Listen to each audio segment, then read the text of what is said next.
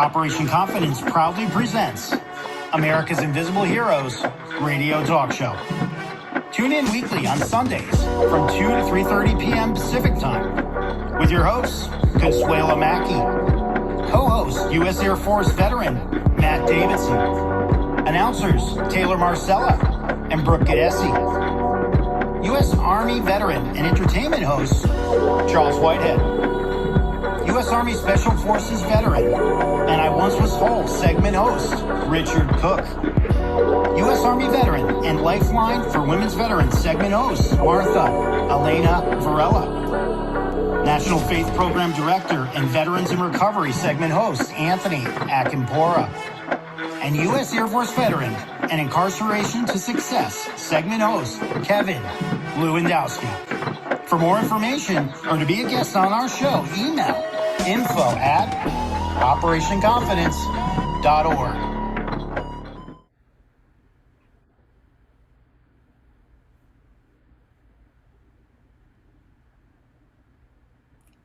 Okay, you didn't play our second half, but that's okay. Wrong one. My bad. You want to start it over? Excuse me, folks, but Michael is here. I'm not sure if he's gonna. I hope he comes in by. Can you hear me? I'm here. Yeah, that's good. Can we see you, Mike? I'm trying. Hold on. I'm actually. There you go. I hate to Hi be there. hi, how are y'all? I hate to be a burden of bad news, but I'm sitting at a funeral. Oh my goodness. We had a beautiful little girl that was a student of ours. She was actually a doubles partner with my daughter in tennis, and she was killed the other day in a horrific wreck. I mean, it was just horrible. I mean, they couldn't even, the family couldn't even see the body. There was just nothing left, so they've had to cremate her. And oh no. Oh, it's just awful. So I'm doing that, and then of course, I think Ann's told you we've had the terrible floods down East Kentucky, and we delivered some stuff down to them yesterday. And Yeah. a lot going on right now. Wow, we really appreciate you taking the time to come on the show today. Oh, it's my pleasure. And we're so sorry all of this is happening, and God bless. Luckily, if you can stay out for Wendy, Dr. Childress, she can say a little prayer for her and her family.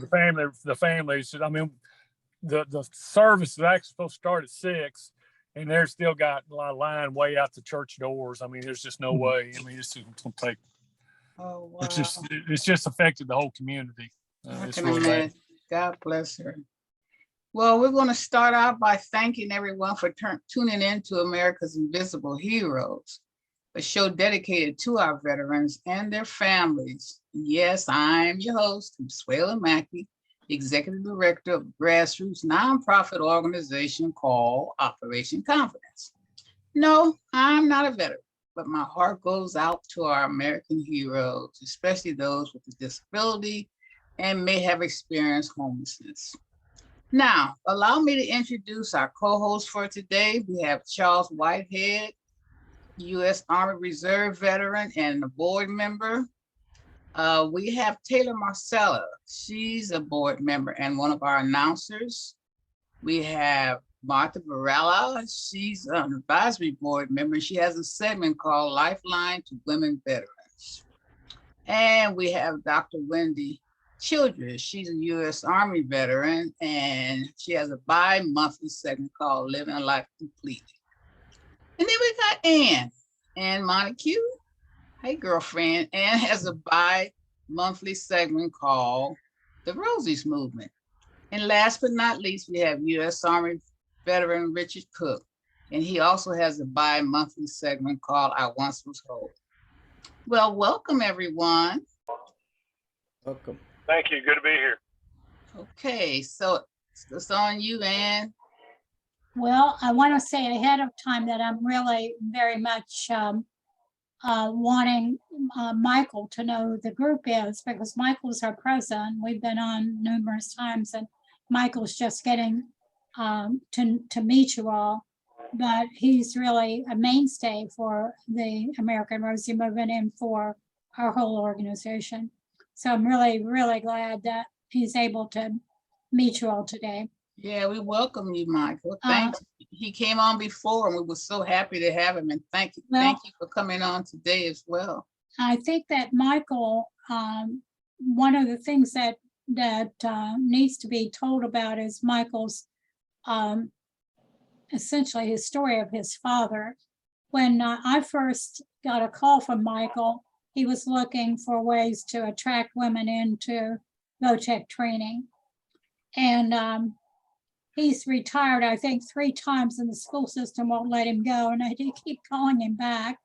But the first time he retired, his father turned very ill, very unexpectedly. And so I never met his father, but I got to know Michael's commitment to his father. So that's what he's going to talk about today. So why don't you just talk about, and I think Charles up there has a photo of your dad, if you want to pull that up, Charles. But why don't you just tell about your dad and his experience in World War II, and anything you want to tell about the Rosies, if you want to do that, Michael. Well, I'll start with just saying that my grandfather actually served in World War I, and then Dad got drafted into World War II, and he was in the Army Air Corps. He served over in France and in Germany, but he had, because of those experiences, he had a tremendous love for the Army Air Corps and all the airplanes, and he had quite a few friends here in Winchester, just Winchester, Kentucky, that either flew in the Army Air Corps. One friend of his, Al Myers, was a tail gunner. He had some guys that were pilots. Dad and I went over, one of the best experiences we ever had was Dad and I went over to the Lexington Airport, and we got to hear Tom Griffin speak for about 2 hours. And Tom Griffin was the navigator on the number 9 plane of the Doolittle raid. And he was one of the technical advisors for the movie Pearl Harbor. And just getting to meet these people, I mean, I keep going back to Tom Brokaw had it right when he said this was the greatest generation. Their service, and Dad had a little bit of post-traumatic stress syndrome. It affected him psychologically a little bit. He had some stress issues that lasted for about a year, anxiety and things that he had overcome. And he told me one time, he said, your mother, he said, any normal woman would have probably left me. But he said she never threw it up in my face. She kind of knew what I came from and what I went through. And so kind of dealt with all those issues. I was a little bit too young, probably remember a whole lot. But he expressed, some things later on in life that he'd gone through, and exactly when one of his attacks hit him is on Garner Street here at home. But I've been very fortunate to be around those people and those gentlemen, his friends, and listen to their stories and things they went through, and I'm so grateful for their service.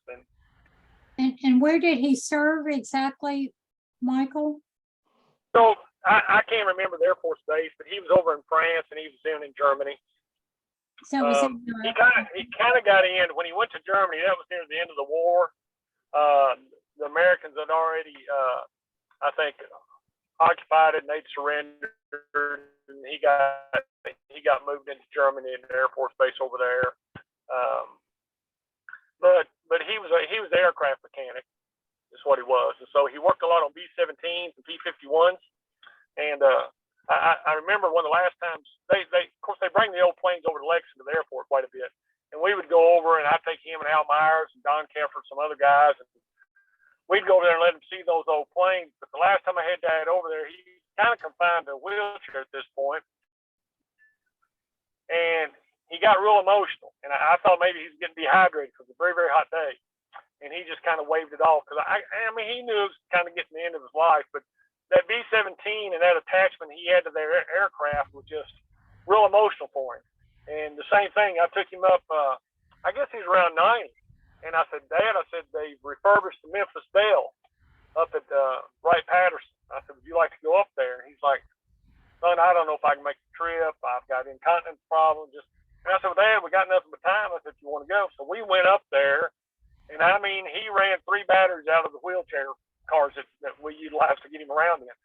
But it was, Wow. Again, seeing that airplane, seeing it refurbished because it had really gotten in bad shape. And and what they done with it up there. And then they had the goblets from the Doolittle raid that they had up there. And again, I can go on and on with the stories of what these guys did and how they served. It just strikes home with me. And I'm like you, I'm not a veteran, but I do remember as a kid sitting in front of the TV watching the draft come up and going to school. And I remember I was a freshman. There was a senior in high school. The guy lived up the street from me, and his number came up. And he thought he was going to Vietnam. Matter of fact, I just ran into him the other day when we were talking about that. But he was just sick because he thought he was going to have to go. And that's such a horrific war too. But yeah, and this is such a great platform that you all are doing to get these stories out there. And these Rosies, I said, it's not only the stories of their service, but it's kind of the sub stories of things that they tell. It just fascinated me. One of the ladies that they knows Dot. She made TNT, and yet she lives in Nitro, West Virginia. I just think that's hilarious.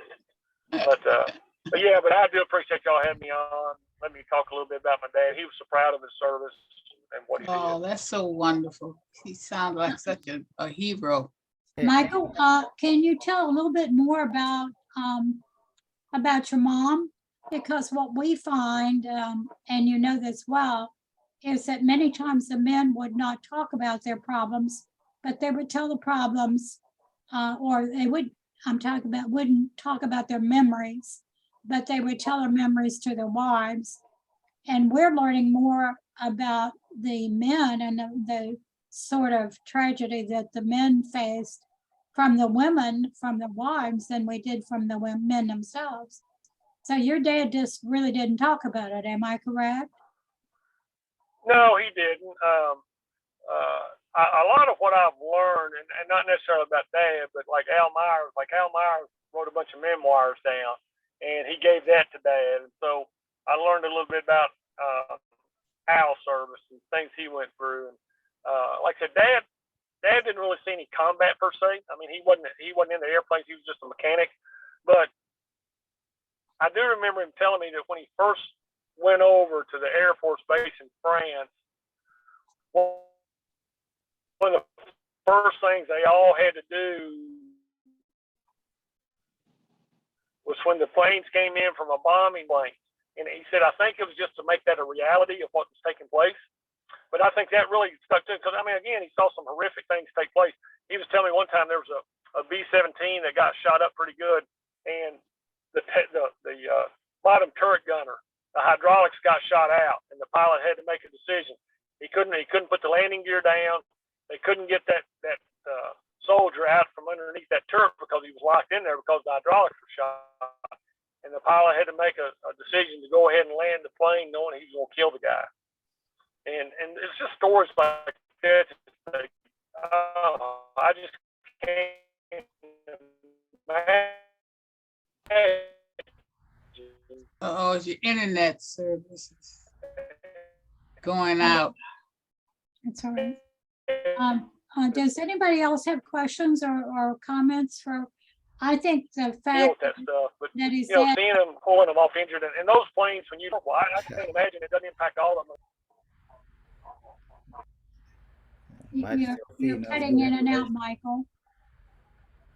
Yeah, did you ask a question? Because I missed it. That's all right. I think it's fascinating that your dad was an airplane mechanic and you have gravitated to being a principal of a VOTEC school, and you really love VOTEC.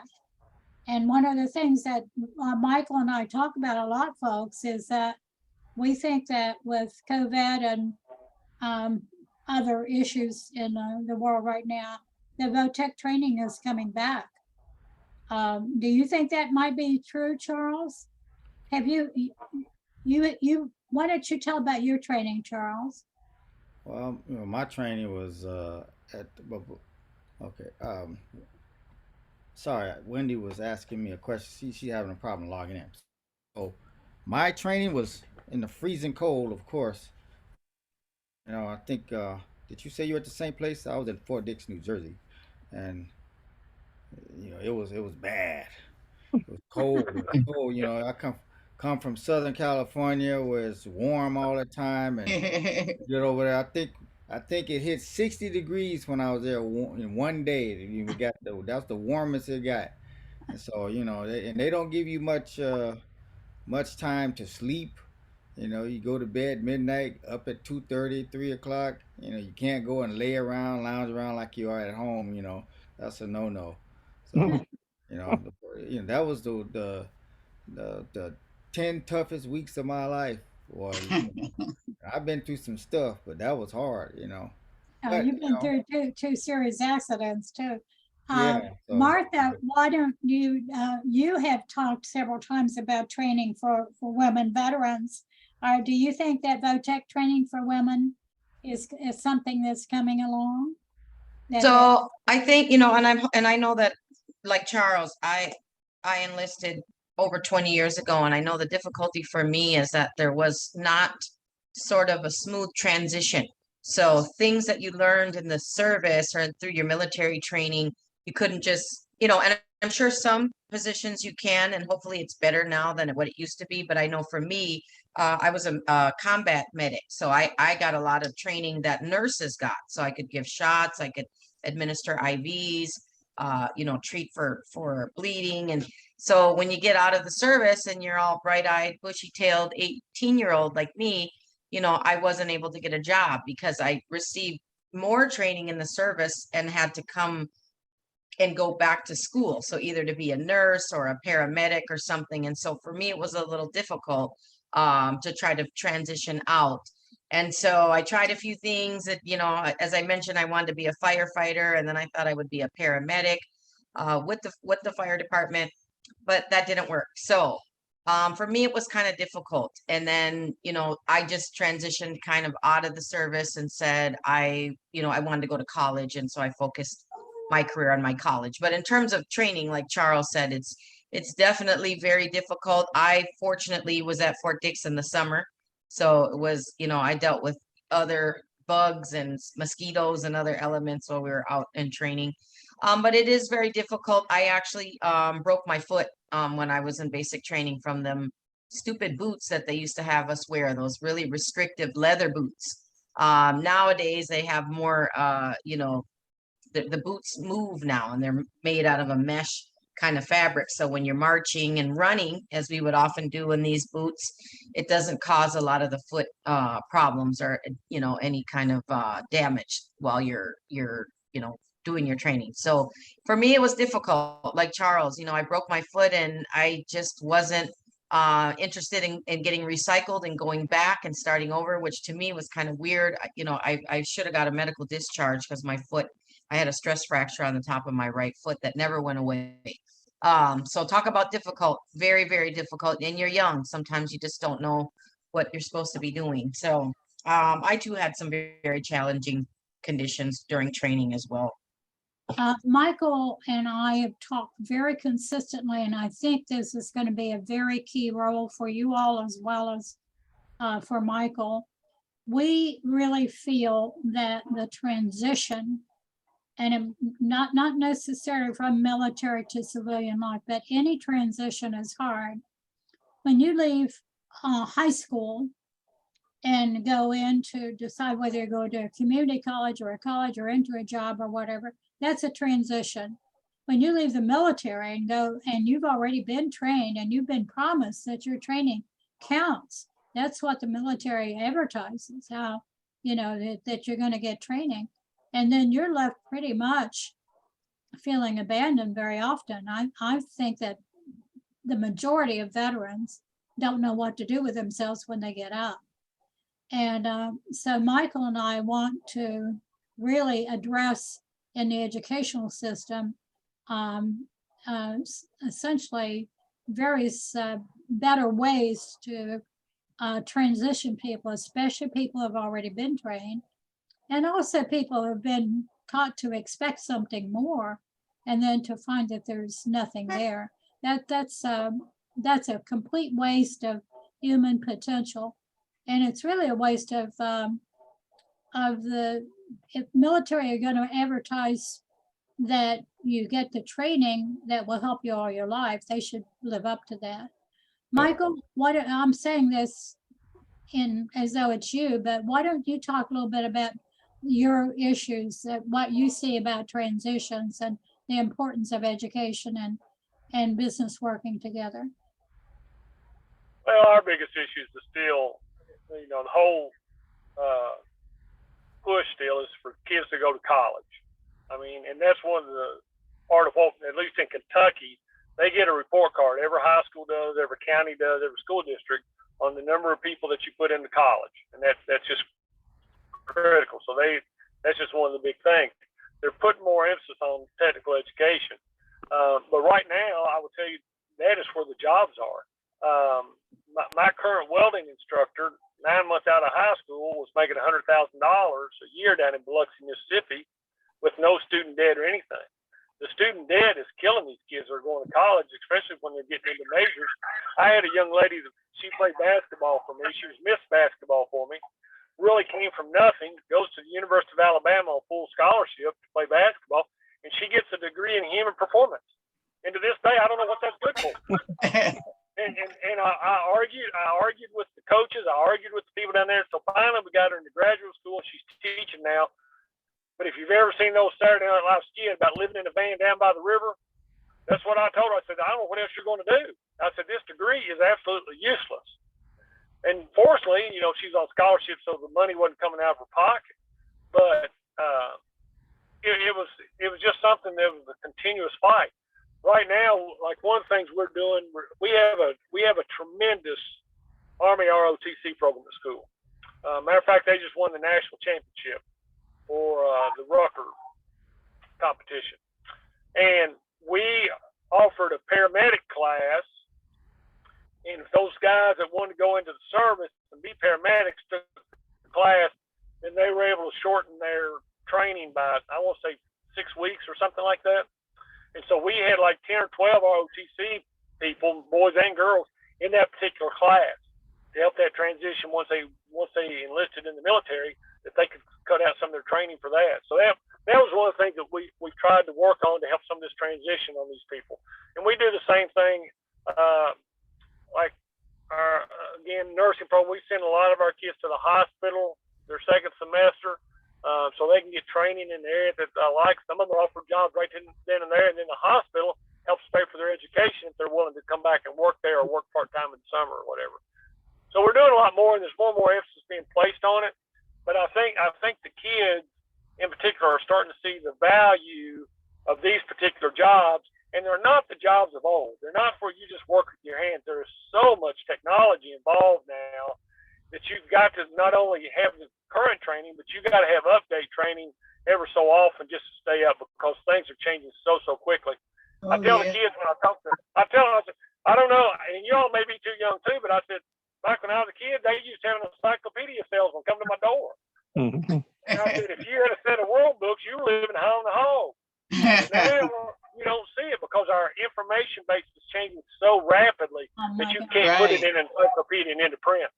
You just can't do it. Richard, you have your hand up. Yeah, I want to say this, that everybody has gone through transitions from the military where they also had you go through a different area for transition especially when you're retiring. But the thing is, myself, I decided to find my own way of transitioning. I wasn't depending on them because I know how bad that is. But the thing is, I went through transitions on myself. What I did is I did seek out ways to still find good employment. And I found one in Hawaii when I was there. And that was where I worked for a company called VoiceStream, which now has turned into T-Mobile. I worked for VoiceStream for that while. I was the manager for the store that we worked on, and I was there. We also worked on Schofield Barracks with our other representatives for the phone sales. Then once I completely retired, then I was sent back to Los Angeles, where then I eventually applied and got my area of working for HR, and then promoted to payroll. So I was the chief of payroll there in HR, but the chief of payroll for the West Los Angeles VA hospital. Why? Like I said, I found my own way to transition. I wasn't depending on what the Army is going to teach us, because they really don't teach much. They give you a short class for about maybe a day, and that's it. So I thought Yeah, I would need more, and so I found myself to do more. that's And I got wonderful, more Richard. jobs. Take Yeah. your hand down now. Okay. Yeah, that's good for you, Rich. Unfortunately, everybody doesn't have the, the resources or the, like, because here's what the flaw is in the military. Oh, they get you to the recruiter sign you up. Oh yeah, you go here, you can go, you'll go to serve time, you come out, you can go to college, you'll be blah blah blah blah blah. Well, the problem is it's not as peachy cream and rosy as the way they tell it, Right. because if you leave, so a lot of people go into the military to get away from the area or the poverty or the, just because it's a way of you. I mean, you go to the military, you're going to eat good, you're gonna be your room and board and all that. Some people, I've known people who do that. They go in because they want to get out of the neighborhood that they've been living in or get away from the family. And then when you finish, and they don't really emphasize, like, some people don't emphasize the importance of their training, what they're training for. They go back into society, like you say, with the human be what was her degree in, like, what does that mean? Human resources. or How do whatever. you, no, you said the young lady, Mike, she had a human behavior. Yeah, human performance. Yeah, Mm. what does that really mean, and what's the practicality of that being in the real world? And so, and a lot of times veterans go in and they just don't know, when they come out they're lost. Mhm. Right. Like, Yeah. and And it's true. And it's true. I think, Richard, it hats off to you. And I know I consider myself to be a very resourceful person. And I've been very thankful to been able to kind of problem solve my way through life. But it's true, at 18 years old, you're not, for the those who join when they're that young, I mean, I was hitting a brick wall every time I turned around. So for example, that, and then I kind of decided, I'll go to college, because that's initially why I joined the military. My parents, put us through private school. We were a middle class family, and I knew, with my brother and sister still in high school behind me, that my parents didn't have the extra money to afford, to pay for my college. So I joined to go to college, and to this day, I'm not. It's not a joke, but I think I probably maybe got one semester paid for, Mhm. because it's a reimbursement deal. So see, Yeah. they don't tell you that when you join, because Mhm. that was the problem. We Mhm. don't have the money to pay up front, so to be reimbursed. And so it was, by the time you got your money back, you were already into the second semester, and so again, I think it's important. And I think that I speak for all of us to kind of support each other through that transition, right? And connect. And so even like the platform we have now, where we talk about how we can help make it better for others, or, share our stories so others can feel empowered by how, like you, Richard, have figured out a way to make it through. And as I mentioned, transition happens, like Ann says, throughout the course of your life. So that may have been one huge transition, but we all know in real life, there's many more, that come down the natural path of life, and how we can be here to support each other, Yeah. through that I transition, think whether. one of the problems is, once you've been trained in anything, you have a sense of accomplishment and independence. I think one of the problems in then losing that is, it's not just that you can't find a job. It's not just that you, don't have a community, but you feel almost like you're all dressed up and no place to go. In other words, to waste what you've been trained for is a terrible, terrible shortcoming in this country. If we train people, we should transition them. We should help them transition. And I'm not talking about just government, business, and even nonprofits and so forth. Let's use the talent we have, because that's one of the strengths of America, that Yes. we're letting it go. Look at me, I'm 83, and I'm still transitioning. And the really crazy thing about my background is that, you know, I was supervising PhD students, and then I didn't have a degree myself. And I ended up doing home health care to take care of 2 children. So, you know, it's not just the fact that you are not, if you're trained, you feel like you are being unrecognized and that you are not being able to give what you want to give. And people who have it to give and want to give it we should find a way in this country to do that. I'm Yes. preaching Right. that. I feel very strongly about it. Well, Michael, that's do you wonderful, need Michael. We to? want to thank you so much, Michael. I know that you want to get back to your Yes, rescue. ma'am. I've got to get back in. I got to get back into the funeral and Yeah, get ready to start of it here course. supposedly. So, but thank you again for Thank your you. platform and Thanks the for coming ability out. to empower. And you Thank always y'all for welcome, your Michael. service. Always Thank you. I welcome. appreciate it so much. Thank you. Thank y'all. Bye-bye. Bye-bye. Thank you, Michael. Hey, Ann, before we go, you sent me another picture with you holding a banner or something. Was, you know, am I supposed to show that today? Or? It's all the way up to you. That's just a picture of Michael as our president Okay, well, let me holding up a banner in a presentation. It was a banner that was made by the Dutch to thank American Roses. But you don't have to show it if you can't. I'm gonna show it. You know, I you know, because I felt like. It's not that important. So Boy, that's a picture of it's good. Michael. That banner was made by the Dutch to thank American Roses in 2015. And those signatures on there are from the Roses and a few of the people. The Boeing in the middle was essentially the company that paid for that banner and gave us permission to use the photos. So That's it's really just nice. yeah, just You're doing some amazing stuff, Ann. I wish I had a biographer to just follow me around and write it down because I don't have time. Yeah, you will. You will. I Thank you don't so know. much. I'm 83. You think I'm gonna burn out one of these days? Well, it gives you a lot of inner peace to know you're doing your part. The same as Yeah, me it's with frustrating, Operation but Mount. it's rewarding. There's no doubt. Right, exactly. I do want to say about Michael, let me just say this one last thing. I think that if we got together and figured out exactly how we're going to approach business, donors, and so forth, and we did a proposal on transitioning, how to transition people who have the skills and the desire to do something important for this country.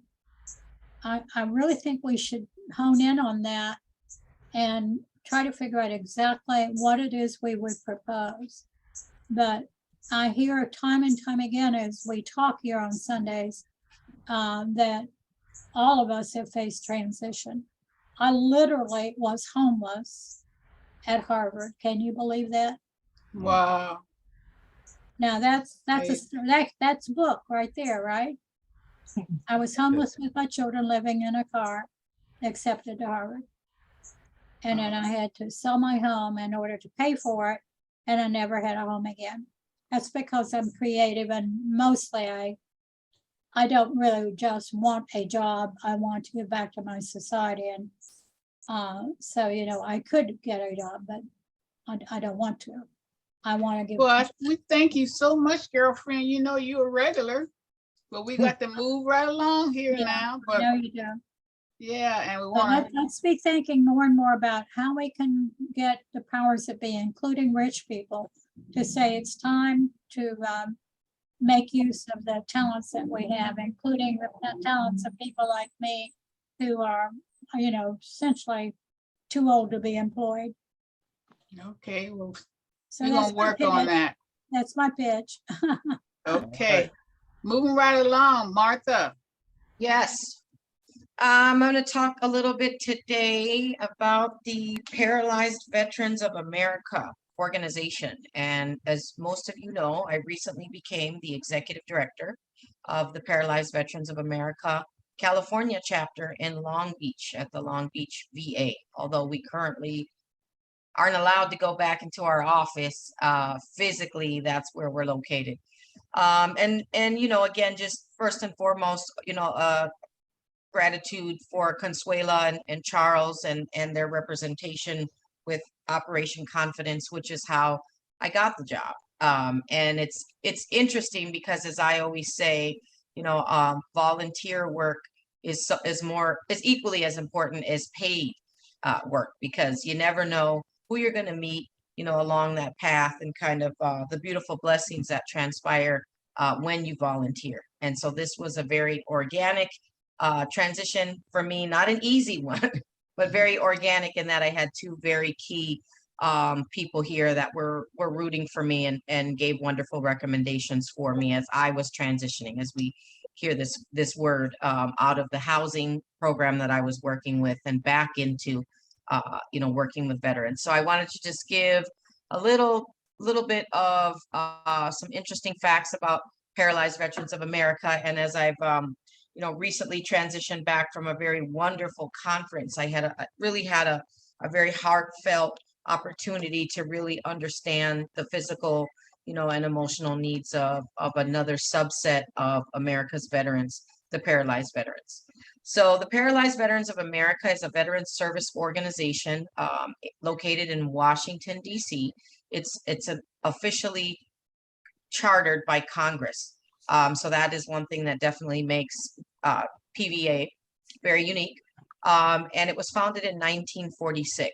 And so you had a couple of soldiers coming back from the war that really wanted to advocate for, you know, veterans that had spinal cord injury. And so way back when, you know, we had a lot of, you know, involvement with Congress and the government to get the Paralyzed Veterans of America organization up and running. Now, followed behind that, there's 33 chapters and 70 national service officers.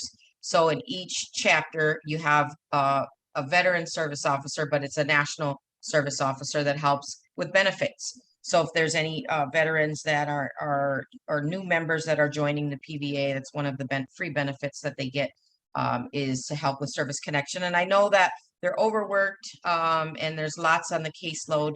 So, you know, I'm not saying that they're the best per se, but it is a service that we offer for the paralyzed veterans to help with service connection. And I know Charles and I will be having a conversation about that, as I've learned sort of what the specifics are with our membership at the California chapter and how many are service connected and how many are not. That being said, again, they have 33 chapters across the United States and Puerto Rico.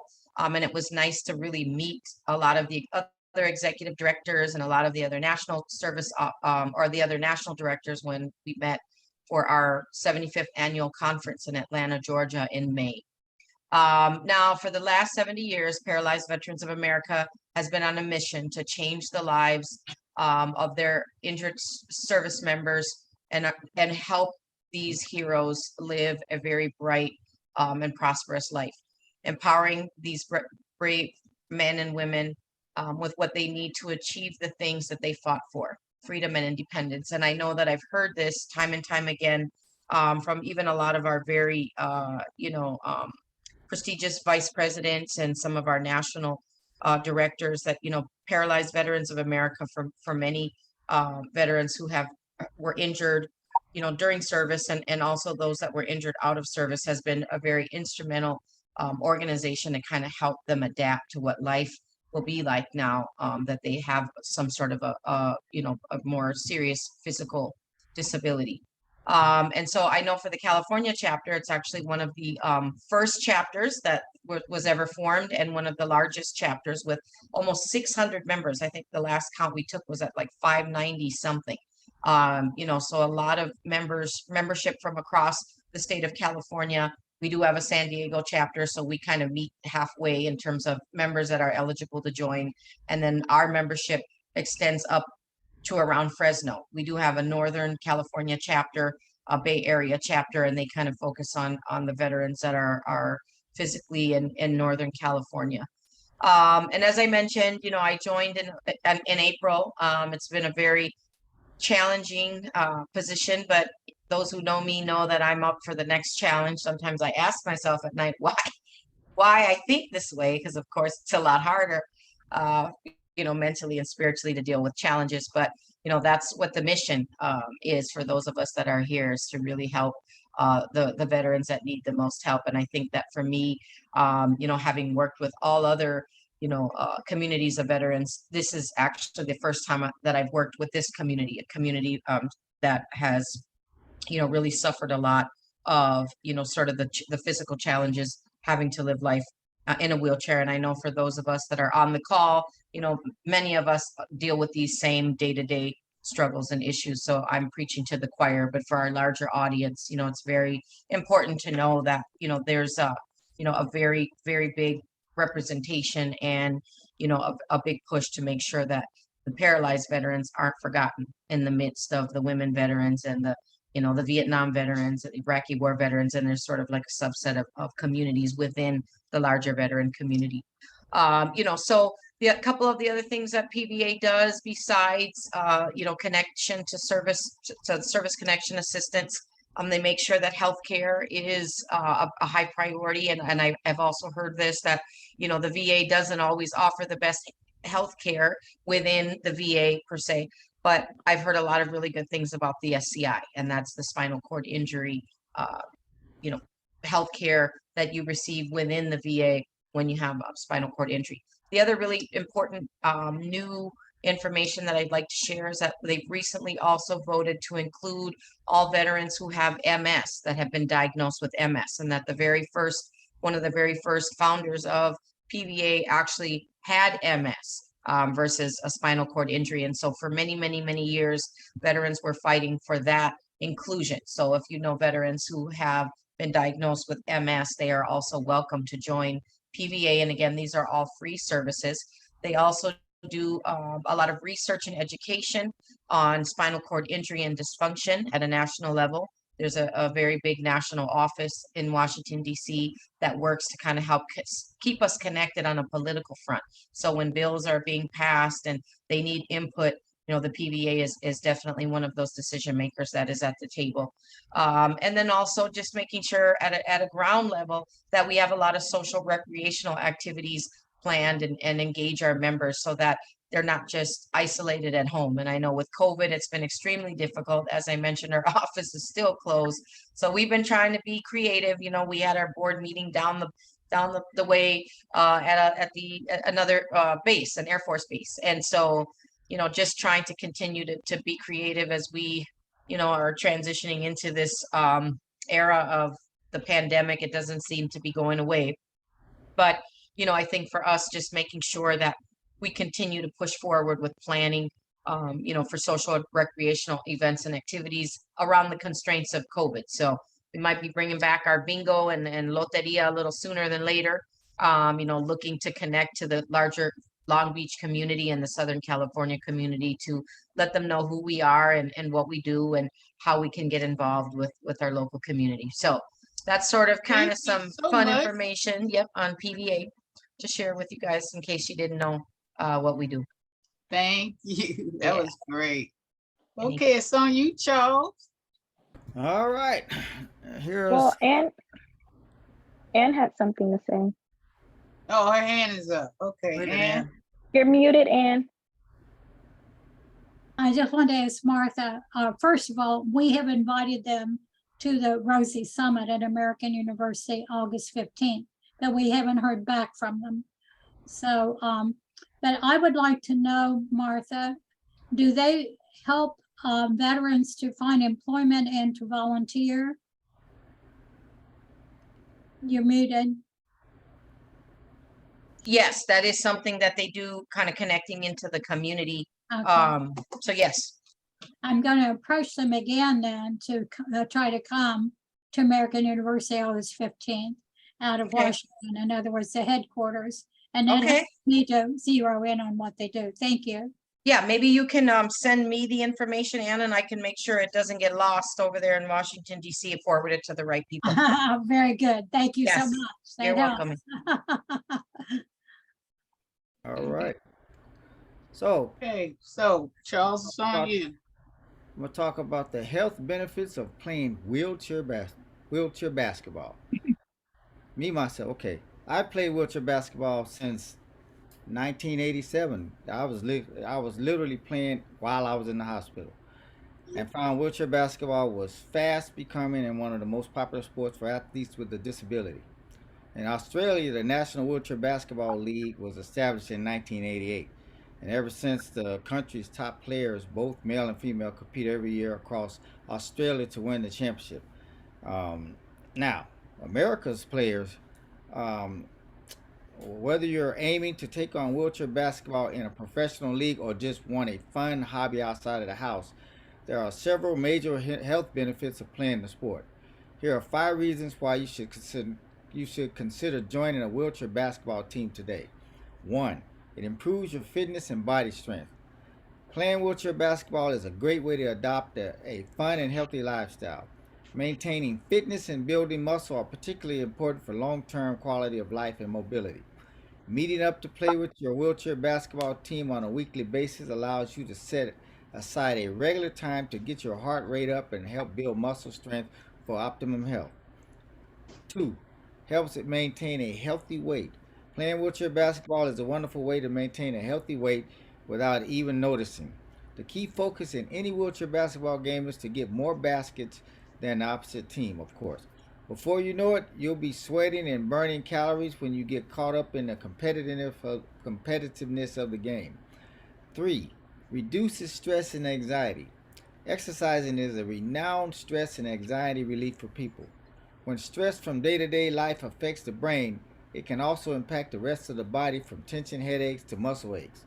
But when you exercise, your body releases endorphins, chemicals in the brain that act as natural painkillers and help your ability to get a good night's sleep.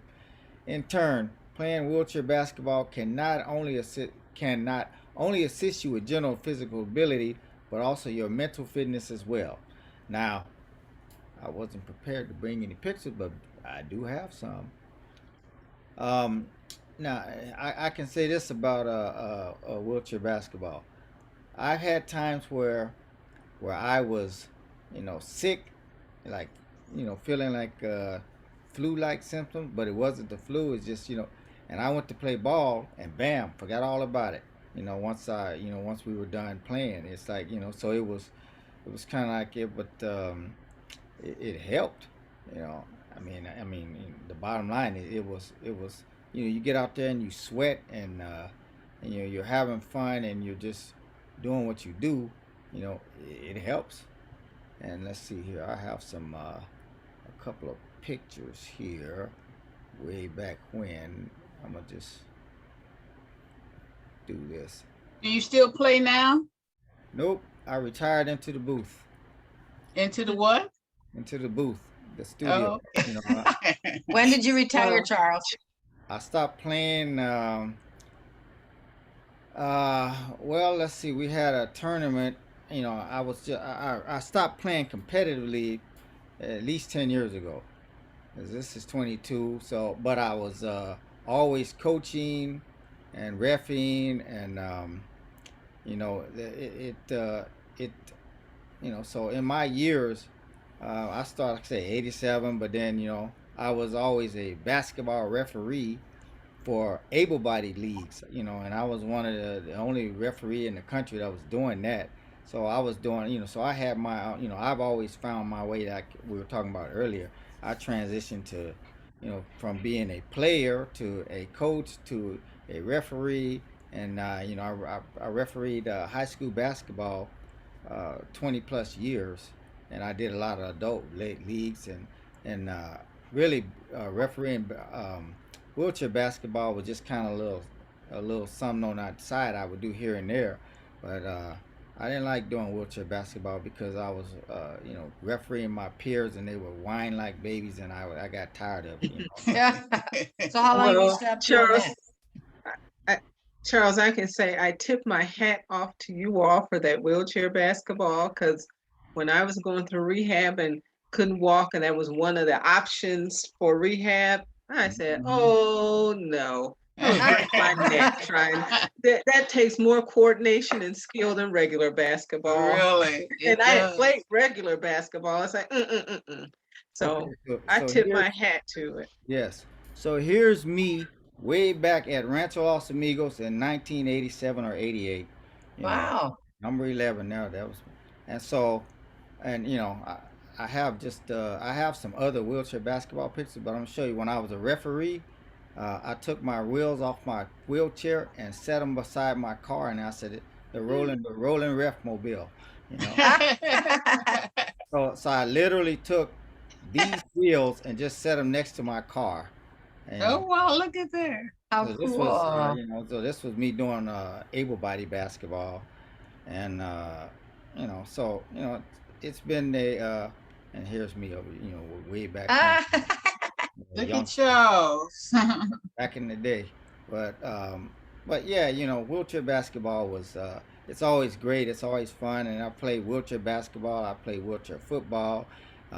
We had a league where I broke my leg playing football, and I've oh my been, gosh. and it's just, hey, life's challenges. It's all good stuff, you know. But I recommend any athlete, and I mentor guys. That we had a guy that at Rancho Los Amigos who, you know, kind of I gave him a basketball. He was like brand new pretty much, and he said, hey, I don't have a ball, and I had an old ball in my office, and I went and aired it up, and I said, he said, oh, here, use this one.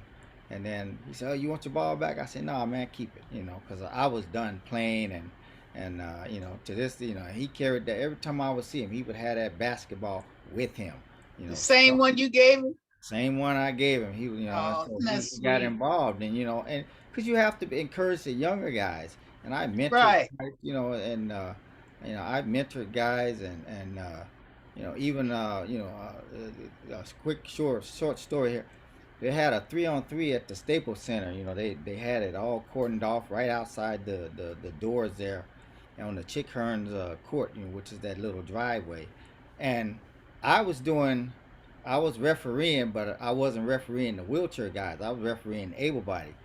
And then for whatever reason, the guy who was refereeing the able bodies couldn't come. Like, it was a 2-day event the next day, and they wanted me to referee, and I was like, I said, because all they do is cry, and it's like the rules are different, so you don't call as much stuff. And so when I was refereeing, these guys are whining, and I said, stop the game. I said, so I let them know, from here on out, if you complain, I'm throwing text, and you'll be thrown out the game. And believe me, everybody calmed down. I said, just play. I said, look at all these guys out here. You guys trying to be like pampered. I said, show that you have toughness. This league isn't a regulated league. This is different. And sure enough, they did, and they got it together. So, All right, then. Congratulations there, so Charles. There you go. you gotta do what you Okay, gotta do. moving right along here. Taylor's. Dr. Wendy or Dr. Childress' guest today is Army veteran Sergeant Robert Rice. Robert served in the U.S. Army Reserve from 1999 to 2008. He was cross-trained in a few different MOSs, Wilt mechanic, track mechanics, and a generator mechanic. He was also trained to drive a lot of different vehicles because of his MOS. Sergeant Robert Rice also deployed to Iraq from 2003 to 2004. Before we start, please, Dr. Wendy, if you can bless the show with a prayer. Most definitely. Thank you, Taylor. And I will open with prayer. Dear Heavenly Father, we come before you, first of all, giving you all the glory, honor, and praise because you alone are worthy. Father, you heard the petition of your child with the little one who just passed in that storm. Father, we ask that you lift up her family and that you comfort them. Lord, we ask that you bless the work that is being done there to help the others that are suffering from the flood, not only there, but all through the Midwest. Lord, we ask that you will take care of our veterans that are our service members that are serving throughout the world, not just this country, but on other foreign soils as well. And Father, I would be remiss if I didn't lift up all of the wars and pandemic issues that are plaguing not just this nation, but the world. Ask that you would step in and intervene because you are the only one that can make a difference.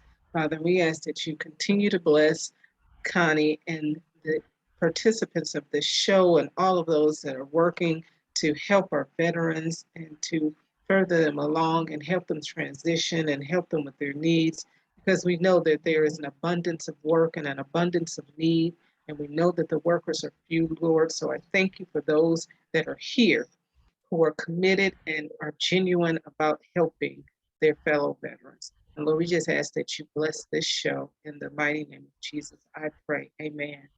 Amen.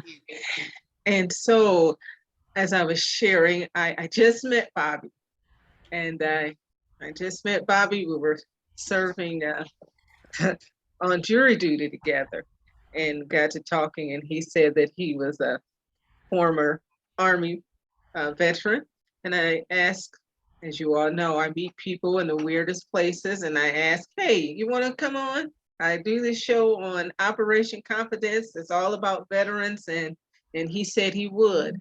So in addition to his MOSs and serving in Iraq, Bobby's home station was, his home unit was 806 Postal Unit out of March Air Base. And he was also attached to the 110 Maintenance Company out of Boston.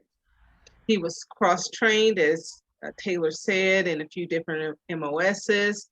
And during his service, Bobby also was stationed in Kuwait, Camp Whoop, Camp Arjan, and Fort Lewis, Washington. While stationed in the Middle East, he did a lot of recovery from Kuwait to Baghdad, recovering vehicles that were blown up, broken down, flat tires, etc. Bobby says, except for a few pop shots from us and whoever, I was not really in any firefights.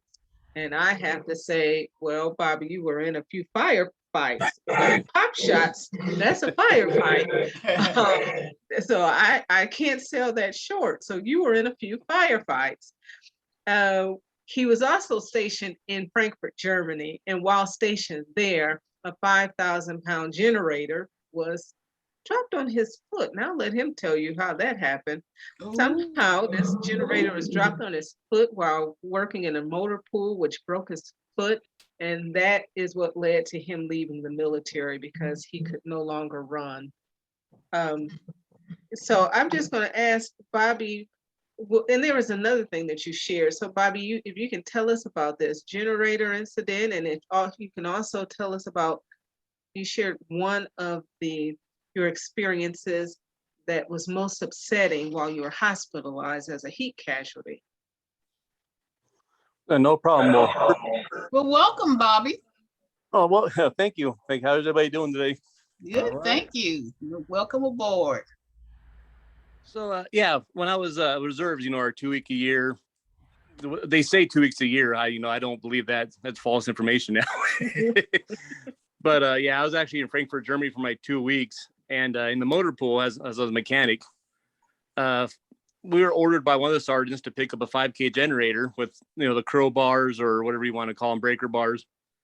So 4 of us got in each corner, went to go pick it up. And then when we said 1, 2, 3 to pick it up, 3 of us, decided to drop the generator on my foot. So 3 dropped it right on top of mine. broke everything across the foot. Ended up getting 7 surgeries on my foot because it was completely smashed. So I was put on a profile eventually, and I couldn't run. So they claimed me as non-deployable anymore. So actually, my first sergeant was pretty nice about it. He gave me a choice to either do a medical discharge or take the honorable. Well, it was almost 7 months shy of me getting out anyway. So I just took the honorable. So I thought it'd be a better choice to have an honorable than a medical. So that's why I got out of the military. So I pretty much smashed my foot, and I wasn't deployable anymore from what they're telling me. So that was it from that. But what Mrs. Wendy was talking about, when I was stationed in Iraq, I know it was over the news. I was stationed actually at Toledo Air Base in southern Iraq by Nasiriyah, and it was towards the middle of my deployment. It's when the Italians actually got hit by a suicide bomber, and it blew up their building. It was a I believe it was a 7-story building, and they blew it up. Like, I mean, it was gone. They took up half the building. Well, at that time, I was a heat casualty. They put like 9 IVs in me before I even started going to the bathroom. But anyways, I was a heat casualty, and I was laying in the hospital, and I remember helicopters coming in, and that's when they started bringing the Italian soldiers in. And I remember the smell of like burnt flesh. I remember the screaming, the yelling. I remember just lifeless bodies. And to me, that was one of the most things I had problems with when I was there, is just seeing that. I mean, I didn't know these guys. They were, there's on the base we were at, they had different sections. They had the Koreans, South Koreans on one side. They had the Italians. They had the Air Force on one side. They had the Army. So we know we knew some of them that were on the base, but that was one of the most traumatic things for me, is when they started bringing the bodies in, the people in, the screaming. That was the biggest thing for me. But Mrs. Wendy was talking about, and that was the situation there. So I was sitting in the hospital when that happened. So trying to cope with that, for now, even though I got out in 2008, the transition for me, it at first was really hard. Dreams, nightmares. I never had the flashbacks. I know some people did. For myself, I never did. I just had mostly just the nightmares and dreams. A lot of counseling. I was in a group out here in Colton. I don't know if everybody's at, but in Colton, California, I was at the DA, the Veteran Center over there for a while in the groups. But it seemed like the groups to me is always like everybody wanted to be better than everybody else. Oh, they saw more stuff, or they did more stuff, or I was active, you weren't. So I kind of got out of the group thing and went like on a one-on-one kind of thing, which helped me a little bit until they started pumping the medication into me at the VA. I mean, when I talked to Dr. Wendy about this, there was times where I thought about committing suicide, times where I was down, times where I just didn't want to be here. Couldn't sleep sometimes. So eventually, after years and years of counseling stuff, I finally found a good counselor, a Korean lady out here in Redlands that is a natural doctor, mostly natural medications. And from her, give me I guess you can say practices, things I can do that help myself calm down, breathing methods. Plus, she put me on some kind of like natural medicine. So ever since with her, things have gotten better. It's not saying 100%, but things have gotten a lot better since I met that woman. So I thank God for her. And of course, like myself, I'm a Christian. She's a Christian too, which is very helpful. Yeah, it is. We're all Christians over here. Oh, okay. So everybody knows. You in the right spot, Bobby. Yes, he well, is. And Bobby, not to interrupt you, but I just want to point this out because I hear this so many times. That's why I say it. And Bobby says just pop shots. And I'm sure you all have heard it as well, because a lot of times people think if they're not at the front line, if they're not on the front line shooting, if I was just a mechanic, I was just driving, that they don't suffer from PTSD and they don't have these traumatic experiences. That's a fallacy, because you have just as much trauma as the next person. A fired shot is a fired shot. Experience in seeing bodies, whether you were engaged in the heavy artillery or not. So I don't like for people to discount their service and their experiences. So that's why I framed it that way. And so Bobby, you were saying you had a hard time transitioning because of that. It's traumatic what you went through. And that's the reason why I got out of the bigger groups too, the bigger counseling groups, because there's always was that couple guys who were the better ones, they say, or they did this. And, that's why I got out of those bigger groups. Because I respect the infantry. I respect everybody in the military. I know that some of these special forces guys, I do respect those guys. They have a worse job than what I did. But that's one reason I got out of the big groups, is because of people like that. Always had to be a better step than myself.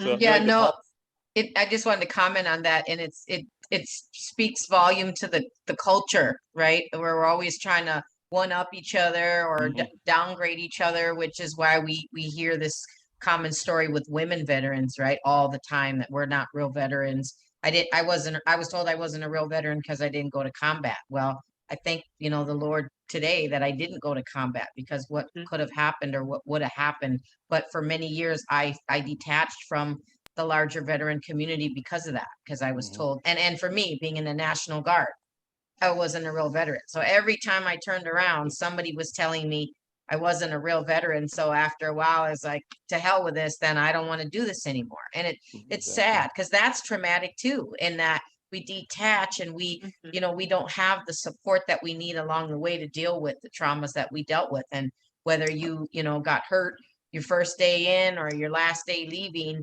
or somewhere along the way, it shouldn't be that way. So I agree with you, Dr. Childress, is that it's really sad. And for many veterans that are still out there, both men and women, just remember that, like message, right? That they told me when I broke my foot, suck it up, or you're going back and starting all over again. Well, at 18 years old, what I mean, how am I going to process that? So I finished with a broken foot, and to this day, now I'm having hip problems and, lower back problems. Well, you think, they should have given me the option to say, we got to medically discharge you because this isn't going away. And it's either that or an honorable discharge. But, and that's the sad part. And I just wanted to comment on that, because I think we hear that a lot and kind of individually have our own, sort of like that ugly experience with when we're, trying to deal with our fellow vets.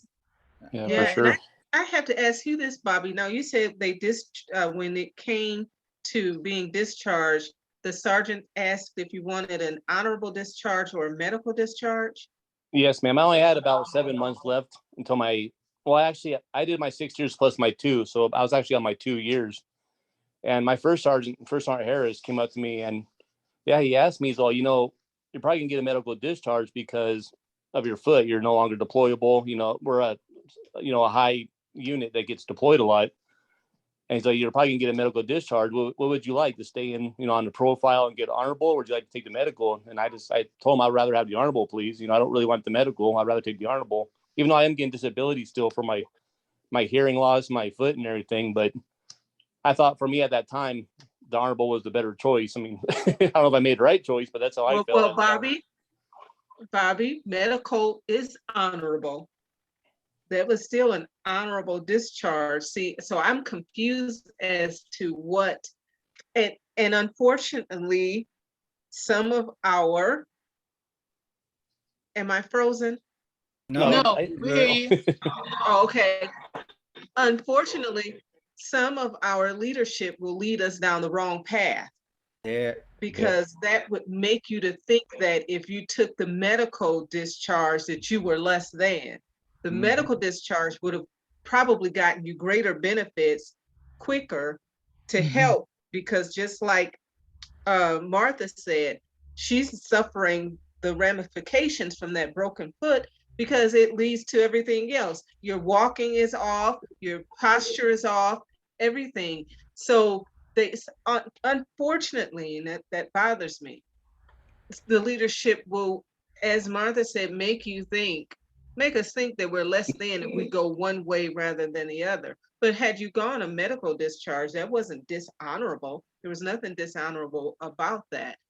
And see, Go ahead, that's part of what I was saying about the whole education system of the, like the leadership, like you say, they don't tell you this stuff, and it's unfortunate they don't know that they don't know a lot of times. So it's not that they're keeping it from you, they don't know. And you find out things long after you're out, and you're like, well, why didn't the recruiters tell me, or why didn't my sergeant tell me when I was in there? What? They don't know, because trying to get, the military is in the business of fighting, protecting, and doing all that. They're not in the business of being this isn't a college.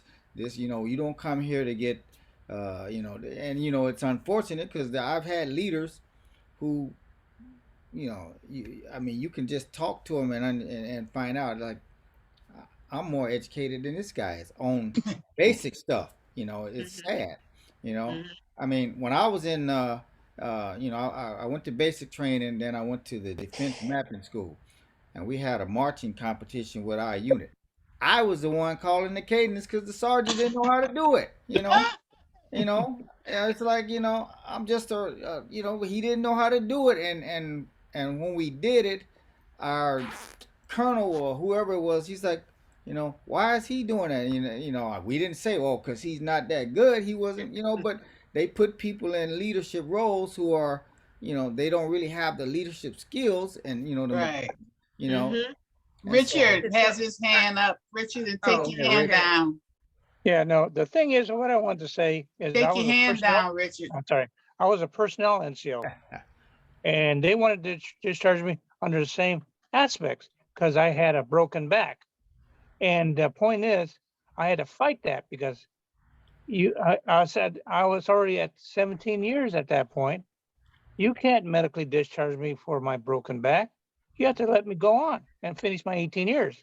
So I won that though, because I did a few other things I need to get done for that. Thank you. And Yeah. And so man, I Take would your like to hand ask, down, Richard. I'm trying to do that. I'm trying to do that I right would now. like to ask you, Bobby, so how are you today and what are you doing? Today I'm doing okay. I my foot still, of course, I get the swelling. I sit down too long, it swells. I still can't run. I can maybe run a couple hundred yards before it really is painful. When I did break it, when I broke it, it actually was fixed by the Germans, Germany, and Mm, they never put pins in. It was just kind of lined up my bones together and just say that it grew again, healed itself. So I never got pins put in either. So when they healed, it actually healed kind of like on top of each other. I can't really use my mhm. finger. So then my foot never healed right. So I do have issues with that still. But from today, I'm just one thing about my job now is I'm a truck driver, so I'm by myself, which helps out a lot because after being deployed, crowds and stuff like that make me a little nervous. Nervous. So yeah, so today I'm driving a truck and I'm doing okay for the most part. I still see my lady down in Redlands twice a week, once or twice a week, depending on her schedule also. But And yeah, I mean, I'm sorry, go ahead. what about your benefits? Do you have your VA benefits? Are I'm they only in getting I'm place? only getting 40% right now, and they're trying to take away my tinnitus ones. They're saying it's not. I No, got no, a no, no. Don't do that. letter Don't about a year No, ago do no, that. saying no. Oh no. Yeah, I was gonna chime in. So if you, do you mind sharing, is that for you, just for your foot, the 40%? the problem I talked to Mrs. Wendy about, what she said I need to maybe look into it more. That's my foot, that's my hearing. Yeah. Because I was a mechanic, so that earplug thing. We never wore earplugs. No. We Well, should have, and but we never even did. and even more important, like you mentioned, is the PTSD. The That Mhm. should put you well at 100, because 100. Yeah, that's exactly. That's what I told him. right. Mhm. Yes. Well, and I'll offer, there was a really good, and Charles, you too, a really good veteran service officer that came on the show. Richard, his name is Richard. I want to, not Richard Cook, because that's Richard Cook, but his name is Richard. I'll have to think of his name. But I had never filed for service connection, because again, that's like, well, you're out. Okay, bye. It's kind of like not the nicest exit for me. And now 20 years later, I'm having problems. Like Wendy said, it affects my walking. First, it was the swollen foot. You can't wear certain shoes, or after so many hours of standing, you gotta, and you don't think about that stuff. So, and I never even knew about service connection or benefits or compensation. That was in, the early 90s. So who knew? But I have a wonderful VSO that I met here at Operation Confidence. It wasn't the actual guy who was on the show, but another coworker of his with Vietnam Veterans of America. And I would be happy to connect you too, Charles. And I'm happy to announce to the group, I had my first doctor's visit. I gave him the paperwork, and in 1 week, the VA, the clinic that they sent me to called, come to get your appointment. So I've already finished my first official doctor's visit on my service connection, road, to kind of just, try to deal with all this stuff. So I'll be happy to share Who was Yeah, for that, sure. Martha? Who was that? So who came on? they came from Vietnam Veterans of America. I think the guy who came on the show, his name is Dick, and Oh, his yeah. coworker's name is Richard. I Dick can't think of Southern. it. Is that the guy that you, the one I called and he mailed me some information? The Yeah, one, yeah. I That think I Dick probably Southern, gave it is to it him. Southern's last name? No, it's not. That was Dick Southern, but the other guy is Richard something else. Oh, okay. I have the paperwork. So, Yeah, and I have to because look. I would if you like ever to need- say this, Sorry. because Bobby, you see, you sounds like me. My surgery was done in country as well. And so it was done in country by the Middle Eastern, actually the doctor was Egyptian, but by their medical staff. And this added to trauma, not that they did the surgery, but when I got to Germany and the American physicians are looking at the x-rays and they all say, that's interesting. I wouldn't have done it that way. And it's like, okay, so is it wrong? Is it right? What are you saying? Is it ever going to hit? What? And they just kept saying, Then I get stateside, the doctors looking at the x-rays. That's interesting. I wouldn't have done it that way. It's like, okay, so why do you all keep saying this? Is it done incorrectly? Should something not necessarily incorrect, but that's nerve-wracking, because what it leads for the person that suffered the injury and has the surgery done, you're forever wondering, it's like, what is it that they're not telling you? Right. And Yeah. so that's traumatic too. And So- has her hand up. And ahead. take your I'm hand sorry. down, but You're muted. Ann. muted, Ann. Bobby, what, are Take you your hand down. self-employed? Do you own your own truck? Actually, I work for FedEx right now, but I'm thinking about buying my truck in a couple months. So And so in other words, your training as an airplane mechanic did not really help you get a job, did it? well, it's in the military course, it's meant for fast repairs, fast, Right. No, it didn't, because the military stuff, it's stripped down to basic. I mean, every wire is numbered. Instead of replacing a wire, you replace a harness. They're replacing, hose on a tank. It's four big bolts and a couple hoses. You just bam, bam, bam. Slide it out and put it. So no, the training from the military wouldn't really. The only thing that you learned that helps you now is essentially, mechanics of engines and so forth, but Yeah, like the basics, like maybe some seals or maybe gaskets, brake, I'm really the basics. interested in why your employer chose you. Take your hand down, Ann. Probably because he was a veteran, and we're supposed to get some preference, and employers do get a bonus for employing a veteran, which people don't know. But it's a preference that you get for serving the country, which more employers should be kind of in tune with this. And I just put his information in the chat box. His name is Richard Silbert. Again, he's from Vietnam Veterans of America. Email is oldsilver95 at yahoo.com. Cell phone number 909-286-4672. And when you call him, Dr. Childress or Bobby, let him know that we got the connection from Operation Confidence, because I told him that I would be sending more people his way. So yeah, Charles, I think this was the guy that you Richard might have- Silver, yeah. I have his book. I have the book. He sent me a book and some other information. yeah, and It's he's a veteran himself, so he understands. I mean, and it was just amazing, because I actually contacted him about a female veteran in Northern California that was getting denied for her service connection, and she was, it was really sad. And Consuela remembers, the poor thing was in the hospital, and they kept jerking her around and telling her nothing was wrong, and she was 85 pounds, and she looked like she was 5 months pregnant, like just her stomach was, it was horrible. And so I mean, I had to kind of chew out a few of the doctors. I mean, I'm an advocate at heart, so it's just a natural thing for me, and it was just heartbreaking. And so I reached out to him sad to say, I think she may have already passed away because she was, by the time they found out, she was already stage 4 with cancer, but it was from her time of service at Camp Lejeune. And now we hear now it's like, oh, everybody's, All over the you know, news. 100%. Well, here was this poor female, you know, and like, and I remember, it's not that I'm, you know, I feel good about the fact that I had to,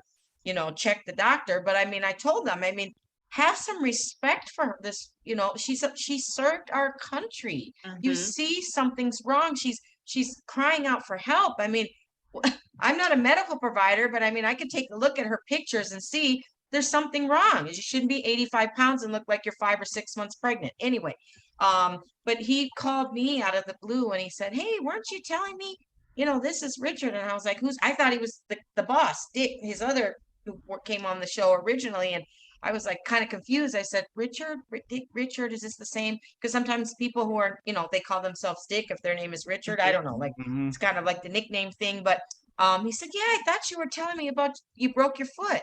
And then I was like, that's right, I must have told you. He says, well, did you ever get a veteran service officer to help you? And I was like, nope. Like many, you know, vets we hear, we run into these dead end VSOs. And again, no offense to the good ones that are out there, but it's like, this is why we share on this platform. And when we do find a veteran service officer that has a heart of gold and wants to help, we share. So that's why I said he got my paperwork in, and the next week they were calling me. It never happens that fast. Trust me. I've worked with lots of vets who have been stalled out year after year and they get denied. And so it's this other platform that we share. Bobby too, there's also a website called hadit.com, and I'll put it in the chat. Okay. But it's called like Had It, I Had It with the VA.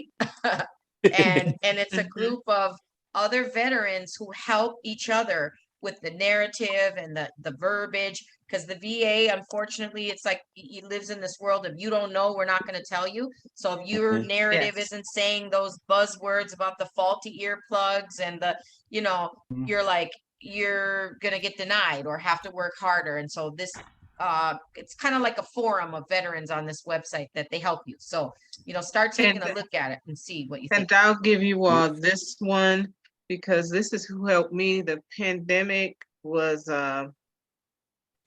actually for me a blessing. Several Yeah. blessings came out of it, but Oh, DAV. Okay. the DAV, I actually volunteered with him as well, and I remember speaking to a fellow veteran who had been denied and given the runaround about his conditions and all of his issues that were all service connected. And I said, you know, you want to try the DAV because one, when you think about it, if you go to the VA to file a claim against the VA, Mhm. how rational is that? Is the VA really going to fight itself and award you something against itself? And he Yeah. says, I never thought about it. Right. I said, here's a matter of fact, my chaplain assistant is the one who told me, ma'am, you want to contact these people for your issues. It's like, thank you. And I did. And it turned out to be a blessing. The first one I had was, now not all the representatives at the DAV are great. I'm not going to say that. The first one I had was great. The second one was horrible. I was thankful for the pandemic because then they went to a national call center and I got another phenomenal one out of Chicago that helped me finish everything up. But and that's why I thank you all, because everyone here has a heart for helping veterans sincerely. And I am always, whenever I meet them, how are you really? Do you have your benefits? Don't look at it as if you're asking for a handout. You earned this because you gave to your country your time and your life. So Right. this is not something that you're begging. You froze. We lost Bobby. Your internet froze. We lost her. Bobby. I There think you we go. lost him. Yeah, Bobby's gone too, but we want to thank Bobby for coming on I the had show. a question for him, but you know, I don't know if he's gonna Yeah, come back hopefully on. he'll pop back in. I don't know. Hopefully he'll pop back in. But Yeah. that is just something that I want. And I thank Bobby too for being transparent about his issues and suffering from depression and everything else, because that's the other thing. Too many times veterans hide it because Right. you want to be hua or you want to be Army strong and you think there's a big S on your chest, and there is not, because every last one of us are human. I don't care whether you're a SEAL, infantry, I don't care what your MOS is and how great you are at it. We all need somebody and we all That's need right. some help. That's right. And so I just ask that you never be too proud to ask for help. And Thank you, I will Doctor. leave You're you so there. fabulous. Thank you so much. Thank you for all that. And thank you for You're inviting welcome. Bobby. He was fantastic. Let him know he's always welcome to come back too. Will do. I think it'll be Okay. good for him. Yeah, exactly. Let him be a Yeah, part of you the know, team. I was going to ask him. You know, I know he's not here now, and because he said he's a truck driver and he had that foot problem. Uh, if he's driving an automatic truck, because of the foot, because if you drive a truck with a clutch, that requires both feet, and Mhm. so, and what kind of truck is he driving? So Yeah, maybe we'll get a chance to ask him because Dr. Childress, Charles has how many trucks, Charles? One or two? one right now, Okay, but he's been driving for a while with I his don't own drive. company. No, I don't drive. What's your company? I'm sorry. Oh, I don't drive. I'm just I sit in Just own it. He has a company. Yeah, right, He right. owns You, a company. And I have mhm, and my truck is automatic. The reason I asked is because, now they're making these big rigs, they're automatics, and then you don't have to deal with that whole stick thing. And Right. then that's the first thing that came to my mind when he said I'm a truck driver. I'm like, okay, you got mhm. a bad foot, unless it's just, he's able to use his foot and it's not bugging him driving. But that was a question I was going to ask him. But Okay, Well, I we're just moving sent him a right along text, here. Charles. okay, Okay. Okay, Taylor. Taylor been quiet over there, huh? Yeah, she has. It's on you, girlfriend. And introduce sorry, I did jump ahead of time. I'm sorry. Taylor, you can talk about the Veterans Treatment Center and then we'll go back to Martha. Okay. Introducing Richard. I'm sorry, Richard. I jumped over you. I didn't mean to. Well, let it go. Veteran, Let Richard go. Introduce him for me, Taylor.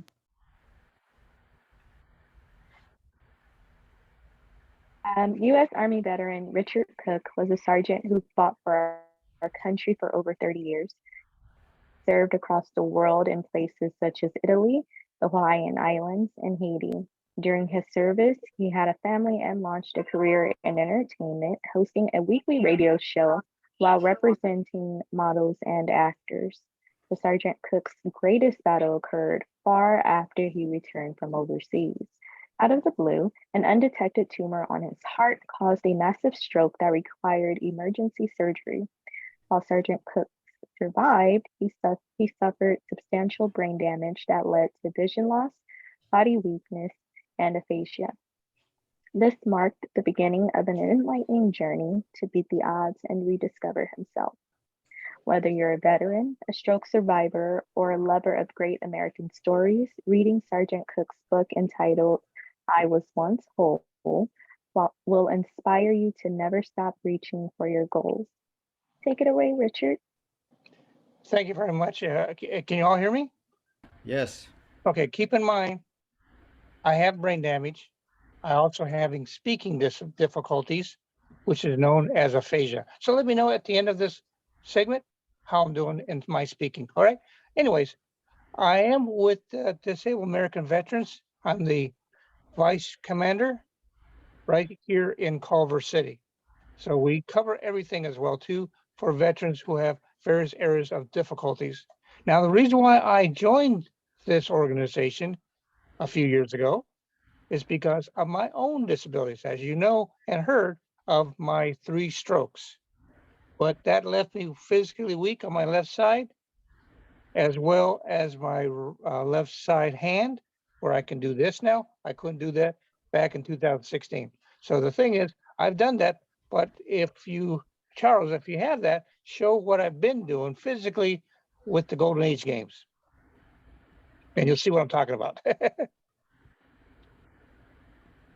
So I was a part of the Golden Age games. Of course, that's my number right there for the events. Over here, I've got four ribbons of achieving what I did for each event. Well, one was the power walk, which is a 1,500 meter power walk. I did that where I took fourth place, better than last place, I'll put it that way, but I'm not knocking that. But the thing is, that's an improvement because back in 2019, I did the power walk then, and I only had the area of the ninth place. So the thing is, it's much better. So I'm improving. Then I had cornhole, which is like I call beanbag toss, the other red one. Then I also had uh, uh, a kind of a, you roll the ball. I'm trying to get the word, so the thing will come back to me after a while. Where you roll the ball, and the closer you get to it, that's the power ball, or the ball itself that you able to roll to. I got fourth place out of that. And all of these I'm mentioning is because of my vision loss. So I'm able to still get those. And then just yesterday, I participate with the Waves of Valor, which is a veteran surf camp, and I did some things for surfing as well too. You'll see what I'm talking about. Or there, you don't have to be standing up to surf. If you physically can, great. If you physically can't, like I myself, that's what I did there in surfing. I came all the way from the far back, all the way to the edge of the beach, like that. So if you have some others, show those as well too. You'll see what I'm talking about. So the thing is, I was able to accomplish a lot of things. Entered there as for visually impairment, and then I got for horseshoes. That's going to be difficult when you can't see very good. I got the bronze medal because I was able to hit the spike there and with the horseshoe for about 5 times that they did that. So I got the bronze medal for the horseshoes. Wow. So it's just a point of achieving something. I'm not saying you have to do this, or I'm not dictating, put it that way, like we did in the Army. The Army sergeants always told me, you got to talk with more areas to be more dictative. So that's not what I do. So the thing is, that's why I still show what I can do and not do something to tell somebody you can't do that or do something else in that respect. So that's what I'm. Okay, so now let me know, how was I speaking? Fine. You spoke Great, thank well. you. Yeah, thank you very much. So Right. my radio voice. Congratulations. Thank you. My radio voice is back. Yeah, and then that's a great accomplishment, Richard. And what so I never got a chance to ask Bobby the other question I was gonna touch on was when he was saying he was in the group setting, and you can tend to hear people who oh, I'm this, I'm that, and for some people that's not what they want to hear. They like, oh, okay, that's great. And so what I do is, I've done a lot of things in my life, in spite of all of the problems. But I always tell people, I say, I'm not the standard.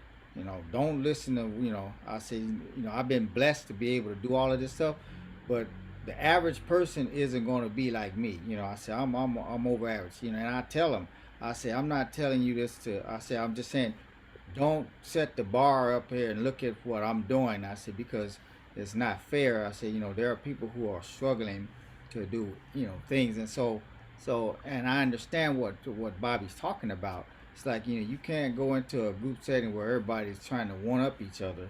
Mhm. Yeah, they got organizations like that too.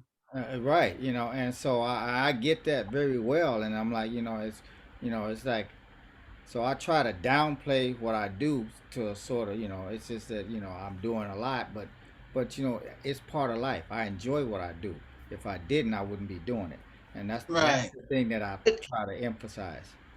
So Charles, like myself, I'm I would, trying to show stroke survivors how they can still win and achieve based Right. on not being depressed from what the strokes have caused them. So Mhm. like myself, what I have shown is how I've been able to achieve things.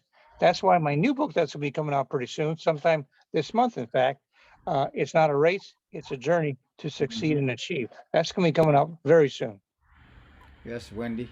okay, and Charles and Richard, I would not, I don't think, I just think from personal experience, I don't think that Bobby was referring to people like you two who are Oh talking no, about what no. you are doing to achieve. What popped into my mind when deployed, there was a young sergeant. He came in, clearly his finger was broken. It was purple and bruised up and crooked.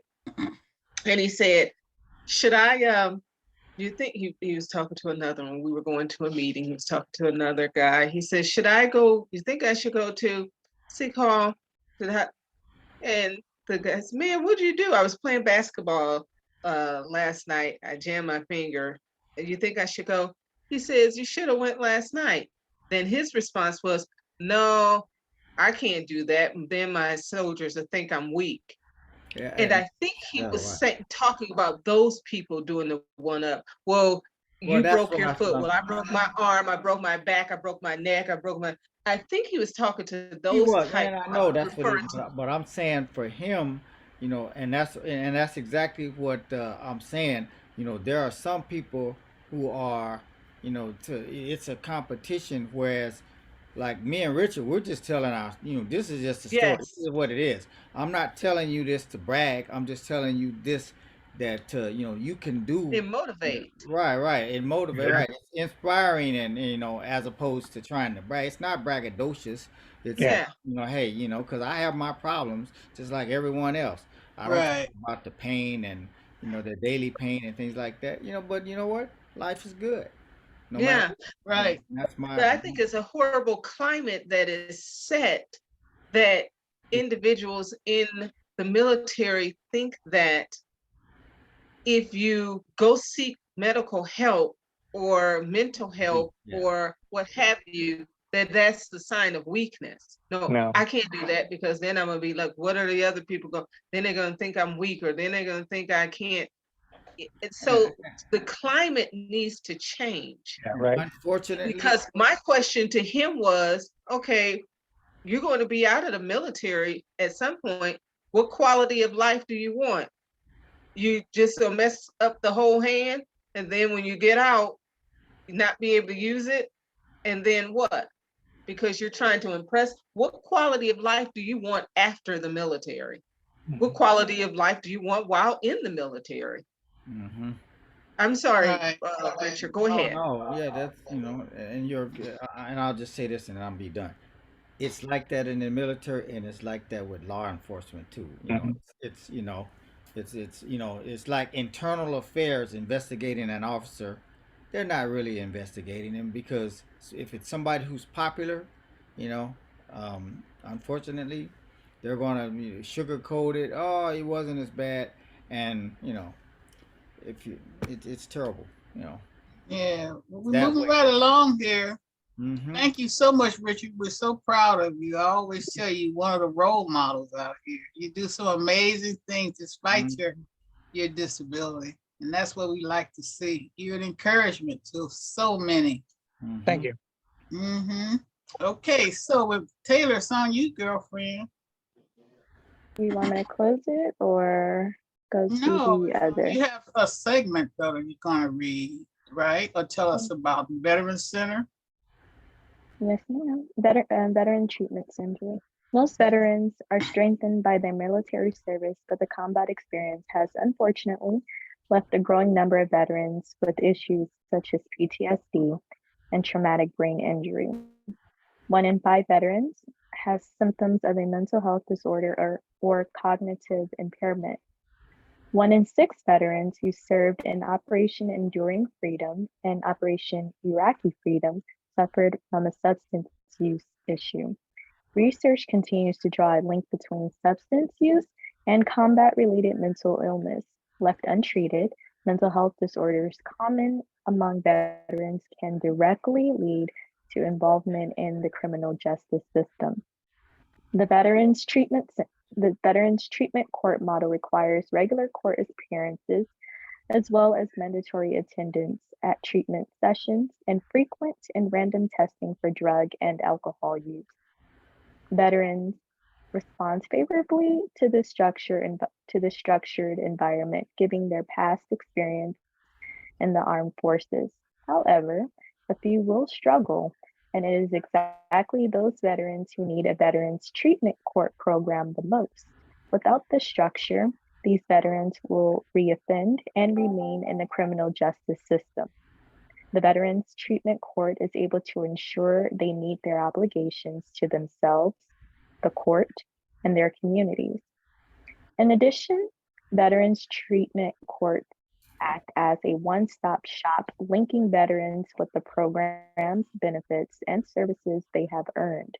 For example, the Veterans Health Administration's Veterans Justice Outreach Specialist is present during the court docket with a laptop computer able to access confidential medical records, make treatment appointments, and communicate this information to the court. The Veterans Benefit Administration may provide a representative to ensure that veterans receive disability compensation and education and training benefits. Veterans service organizations and state departments of Veterans Affairs assist veterans with additional local and state resources, while volunteer veteran mentors provide morale and motivational support. These team members are not employed by the criminal justice system and normally would not be present at the courthouse. Consolidating justice-involved veterans into a single docket permits these individuals to actively support those in need of their help. To get more information, you can contact 703-575-9400. Can you repeat that? Again, it's 703-575-9400. Thank you. Okay, you don't want to talk about what you do. It doesn't go along with that. Okay, so moving right along. So you, Charles, Oh, it's time for what? time for you to make your news, and then move on to your Hot. Come on, say it. Say it with me. hot Hot news. You know, hot news. Okay. it's like the sun with ketchup, hot sauce on it. You know, it's hot and flavorful. You know, well, today's hot news is about the Amazon, and they're hiring. Where they're hiring, they're Vernon Prime now. They're hiring Prime Now shoppers. I'm not going to go through all of these one by one, but I'm just tell you. You know, you can look on the site. But Amazon is hiring. They have their Silver Lake. Oh, here we go. I forgot. I got the Amazon speaker over here. There she goes. Did you mean TV? Oh wow, that's Yeah. what is that, Siri? That's my. No, it's I changed. Yeah, see, I changed my and now she didn't turn my TV on. Okay, yeah, I changed my name from Alexa to Amazon here in the living room where I'm at now, and so I have to be careful because she'll. Oh, you talking to me? You know, as you guys can hear. Yeah. But anyway, they're hiring in their Silver Lake office, their Santa Clarita office, and their websites are Amazon.com/flexible jobs, Amazon.com/student hourly jobs, Amazon.com/military jobs, Amazon.com PWD hourly jobs. And I would suggest that candidates also text Amazon to 77088 in order to be alerted to more applications. And you can contact Ricardo Fierro Jr. He's a staffing coordinator, the LAX North Workforce Staffing. His email is ricfierr at Amazon.com, and that's RICFIER at Amazon.com. And there you go. That's about I don't know that one. okay. Thank you very much. Anyway, so Hey, you got any funny clips before we sign off? I got one little funny clip I'll show you guys real quick. Just me, I always got some stuff. Before you do that, I want you to teach us to march. What was it? What's the phrase when you said that Oh well, we it's like here we go again, same old stuff again. Yeah. It's left, right, something, something. To your left, to your left. My sergeant didn't have the coordination to say stuff like that. He could. It's like walking and chewing bubble gum. Some people can't do it. And so he was very limited on what. And so for him, it was a competition with the other units, and so I was the one that was calling the cadence and all of that, and the colonel asked, he's like, oh, why are you doing it? And I'm like, well, we felt, it was smoother, and so. can you do it for us now? As a Well, posse? I don't remember exactly what. That was a long time ago. Might have to practice, I mean, Charles. there are different things that you say, left, right, da da da da, da da da da, it's I couldn't tell you the words right now, but Next time. We're running Next out of time now. yeah, And- I'm trying to. Okay, so we're gonna throw on to the funny clips and we're gonna sign off. Okay, here, I'm gonna show you real quick this little. What is this? This is not this. It's the one that's coming up. Just here you go. Watch it. The whole time you play too much. Gordon, man, hey, what you did? Look, Randall, just get your paws out of here. Randall, just you threw dirt in my face. Just mind your business. I'm saying, like, if you use a shovel, you can just ease back. Ease all the way back. Listen. This is how I live, bro. I don't just listen, Gordon, I've been burying bones. I can give you some tips. Oh, Lord, Father God, Randall, stop. Go find some business, man. Go get walked. Man, get the hell up off me, Caesar. I'm trying to get prime real estate for the snack distribution. You need to break this up and let the little fellas get in on this, man. Yeah, man, let the little guys get in on this, yo. Little guys can leave, man. Don't get up off me, man. Give me this. So crazy. Only you would come up with all those crazy things to say. Okay, well, Taylor, you gonna close us out now? Yes. Before Miss Connie closes, I would like to remind our viewers and listeners about our amazing advertisement rates. We have 20 and 30-second advertisement slots available. Please email info@operationconfidence.org. Again, info@operationconfidence.org for more information, and visit Operation Confidence's website at www.operationconfidence.org resource page for some amazing resources. I would also like to inform our viewers and listeners about Amazon Smile. When making your next purchase on Amazon, please go to Amazon Smile and type in Operation Confidence in the Choose Your Organization donation box. Amazon will make a small donation to Operation Confidence. And to get involved in Operation Confidence Tiny Houses project, visit our website and send us a message on how you would like to be involved. Okay, and what is it that is there an email address? Just the website. Give the website out. And again, the website to contact Operation Confidence is info@operationconfidence.org. One last time, info@operationconfidence.org. Okay, it's on you, Martha.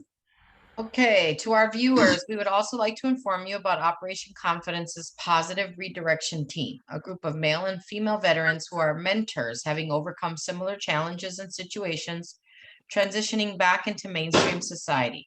To be connected or become a team member, email us at info@operationconfidence.org. Again, that email address is info@operationconfidence.org. And we are also excited to inform our listeners about Operation Confidence Combat Boots and Lace Women Veterans Mentoring and Creative Arts Group.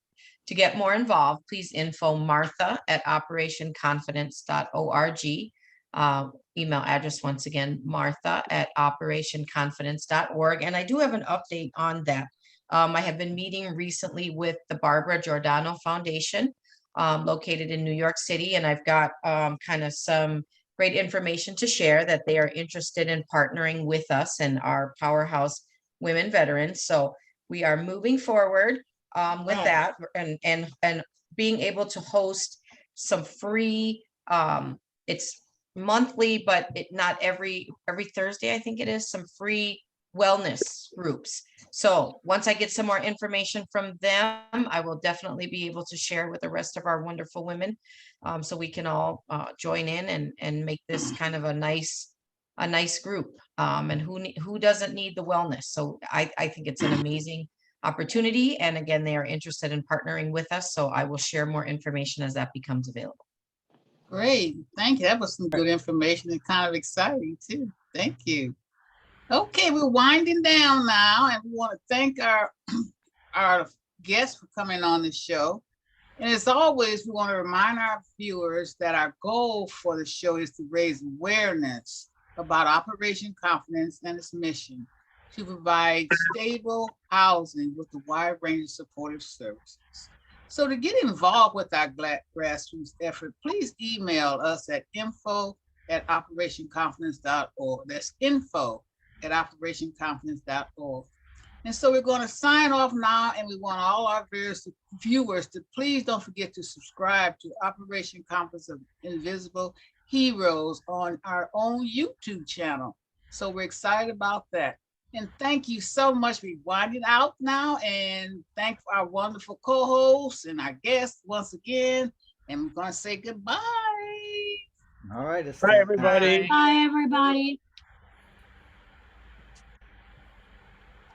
Operation Confidence, its nonprofit. The organization's mission is to provide stable housing for veterans who have experienced homelessness, as well as providing a wide range of supportive services. To help accomplish our goal, a successful landowner has donated land for the project, a world-renowned architect has offered to design the houses, and construction classes from the local community colleges will take part in building the houses. Your support and donations are needed. To get involved, please visit our website at www.operationconfidence.org or email info@operationconfidence.com. Okay. See you next week. See ya.